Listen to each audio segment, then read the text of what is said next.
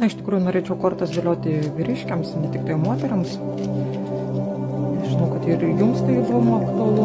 Esate dabar apribotas, sukaustytas, bet daugiau savo mintyse, niekas jumis išoriškai nelaiko, pats įsikalinote, pats nusprendėte.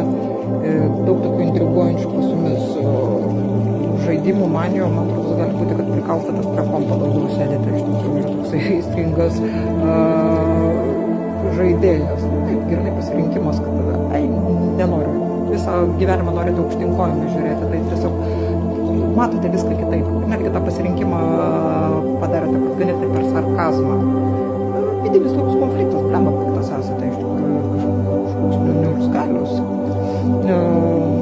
Norite įsimylėti, iš tikrųjų. Norite įsimylėti ir eiti su meilė, bet tokia pradžia tik tais, netgi vizualiai, netgi tos merginos nėra, o gal yra kažką internete ir atradote, kad ką čia galima būtų ir pažintyse, gali būti tinderiauti, pažintyse sėdite. Jeigu gerai, tada žiūrime, bandysim ieškoti merginos.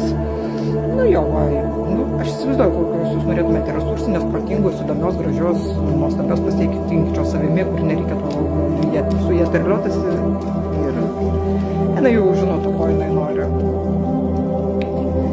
Jūs pasiryžę iš tikrųjų už ją pastovėti, pasikauti, bet kad tai įvyktų, turi iš tikrųjų numirti tos visus jūsų nesąmonės sėdėjimai prie tame galvojame savo mintys, iš savo minčių išeiti, nustoti to žaidimų žaisti, ar su kažko pyktis, arba per sieną kaimynams ten balodotis, užtilo muziką, patylinku, aš netylinsiu ir tokia maištas ir tą tokį pasirinkimą kitai pasaulį matyti, kad su tokiu pykčiu iš tikrųjų darysiu taip, kai aš noriu daryti.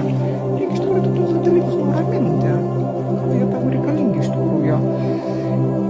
Taip, esi ganėtinai tokio šalto, racionalaus, protingo mąstymo, labai protingas iš tikrųjų, vyriškas vaikinas, taip, daug galvojantis, ar greitai susitiksit, dar reikia iš tikrųjų palaukti, reikia palaukti ir nusiraminti, dabar tikrai atsiskyręs, vienišas tavo gyvenimas yra, tą pasirinkimą esi pats padaręs, tave laukia iš tikrųjų kažkoks susitikimas oficialus, gali būti darbo pokymis ar dar kažkas, arba paskaiškit vestuvės, vakarėlį, gimtadienį esi pakviestas, įsikviečiamas, išeik, laikas bus iš tikrųjų įdomus, paprastas, jauki aplinka, gal ir net tiek daug žmonių, daugiau tokių draugų susitikimus, patikimų, bendradarbiavimai netgi gali būti.